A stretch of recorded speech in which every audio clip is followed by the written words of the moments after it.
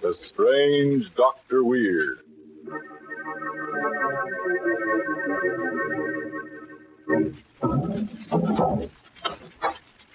Good evening.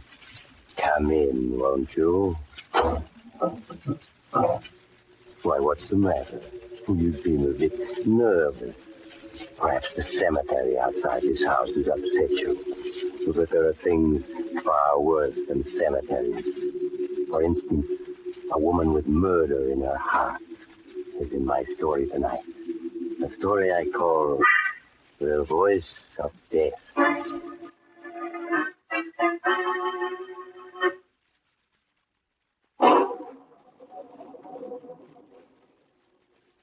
My story, The Voice of Death, begins in the snow-covered wilderness of Canada. In a high, narrow canyon, a man and woman on skis sit resting on the trunk of a fallen tree, catching their breath. Blanche, I can't tell you how sorry I am that Uncle John didn't leave you anything in his will. Oh, there's nothing to be sorry about, Gerald. After all, I was only your Uncle John's second cousin. Well, I only wish Jane and Dan had taken it as well. They certainly were downcast after the reading of the will this morning. Well, naturally. They were your uncle's niece and nephew, too, and they had hoped to share the estate with you. You can't blame them for being disappointed. No, I suppose not. We'd better be starting back to the lodge. I can see you're a little uneasy about being in this canyon. Well, isn't it a bit dangerous being here? Look at the way the snow's piled up above us on both slopes of this canyon. If there was a snowslide, we'd be buried alive. It isn't that dangerous. Of course, a loud noise or someone shouting might start a slide. Come on along. There's some sort of scientific explanation for that, isn't there? I mean, vibrations set up by the voice? Yes, that's right. I've often stood outside the mouth of the canyon and started snowslides in here by shouting. Snowslide must be quite a sight. Hundreds of tons of snow roaring and crashing down. Oh, it is. Well, you can breathe easily now. We're out of danger. Oh, dear. Blew something? Oh, yes, my camera. I think I left it back on the trunk of the tree we were sitting on. Oh, Gerald, would you mind getting it for me? No, of course not, Blanche. You say it's on the trunk of the tree? Yes, that's right. You see it, Gerald? No, Blanche, I don't. Well, perhaps it fell into the snow. Look around. I am looking, but I don't see any sign of it. Blanche, just a minute. Blanche, the snow! It's starting to slide! Gerald, run this way!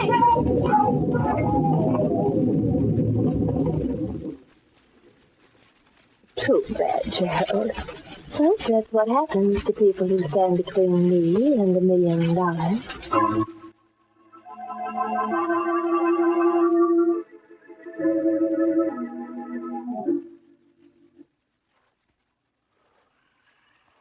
Oh, Blanche, it's so horrible.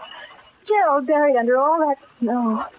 Perhaps we should have stayed into the canyon until I found the body. Nonsense, Jane. There's nothing we could have done there. Dan and I will share Uncle John's estate now. But I'd gladly give up my share if it would bring Gerald back alive. Oh, I know you would, dear. We crossed the river here, Jane. But the ice looks so thin. Blanche, we didn't cross here on the way to the canyon, did we? No, dear, this is a shortcut. Oh, Blanche, it looks too dangerous. It does before us. I'll tell you what, I'll cross first. Oh, Blanche, I wish you wouldn't. That ice is going to break any minute. Nonsense.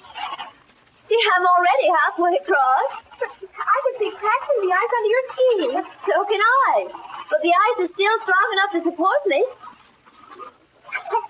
There, see? I made it. All right, Jane, your turn now.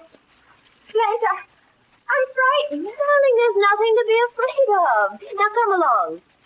Well, all right. Look, you better take off your skis. I think you'll find it easier to walk than ski over the ice. You're not as good a skier as I am, you know.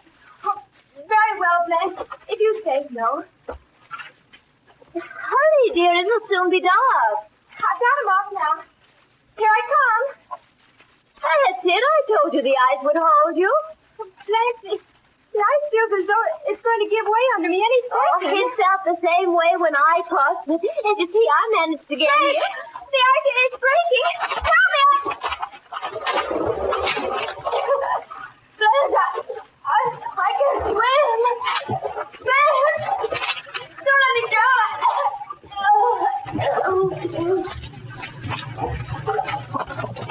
Jane. She should have known better than to take off her skis before crossing the ice. Well, now that leaves only Dan. Will Blanche succeed in getting rid of Dan? Will she get Uncle John's estate? Will Dr. Weird be back to tell us about the rest of this chilling tale? Yes, I'll be back. Now, let's see what chills the rest of your story will afford, Dr. Weird.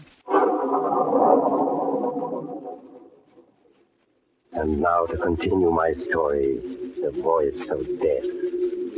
It is the day following the tragic deaths of Gerald and Jane.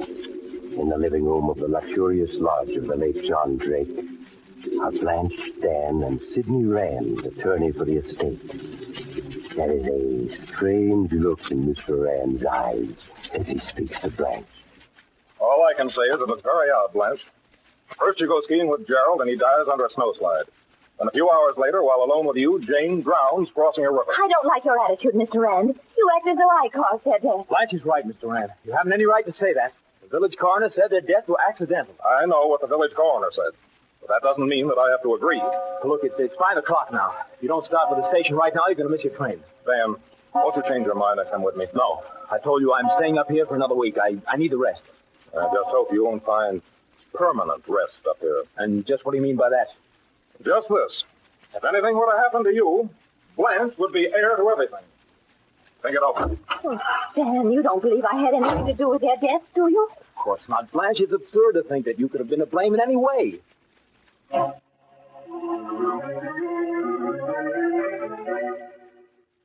4 days passed. Days in which steadily falling snow kept Blanche and Dan cooped up in the lodge. With each day that passed, Blanche seemed increasingly nervous and jumpy, for no reason that was apparent to Dan.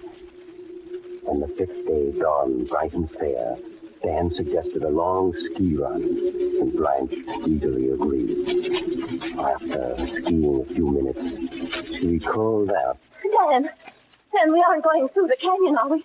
Hey, of course we are. Dan, let's go around it this time. Oh, that's 3 miles further on.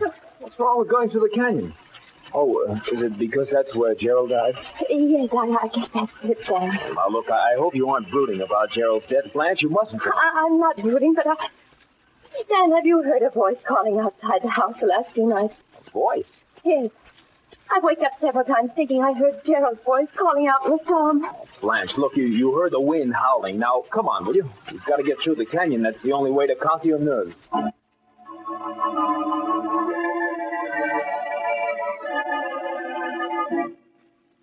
Atta girl.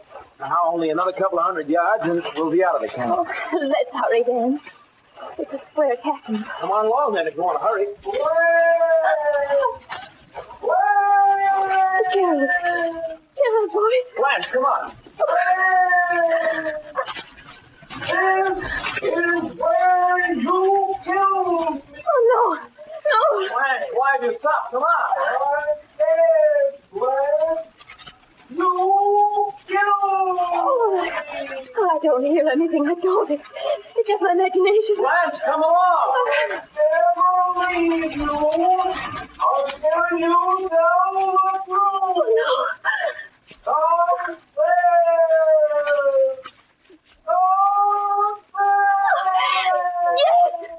Yes, I murdered you.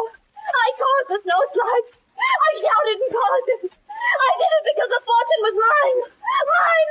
And I got cheated out of it. Now be quiet. Don't talk to me anymore. Don't talk to me. Look out! Go and play! What? No! No, help me! Help me!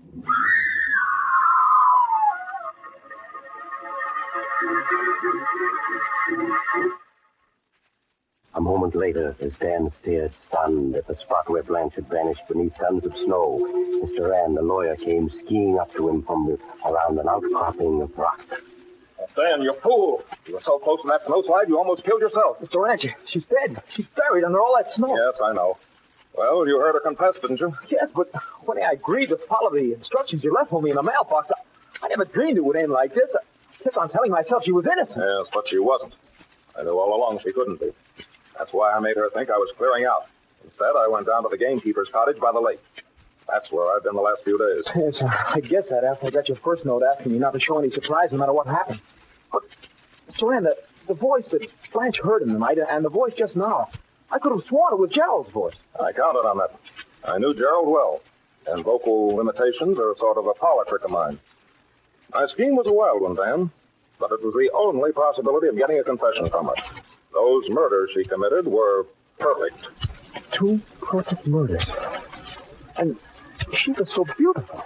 Her own screams brought down a snowslide that killed her.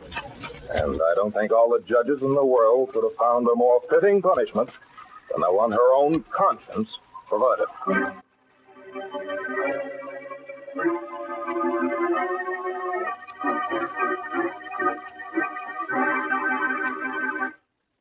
Too bad about poor Blanche, wasn't it? It looks as though the man who said the female of the species is more deadly than the male knew what he was talking about. By the way, if you're an heir and you know someone who stands to gain by your death, I'd be very careful to stay away from... Oh, you have to go now. Perhaps you'll drop in on me again soon. Just look for the house on the other side of the cemetery. The house of Dr. Weir.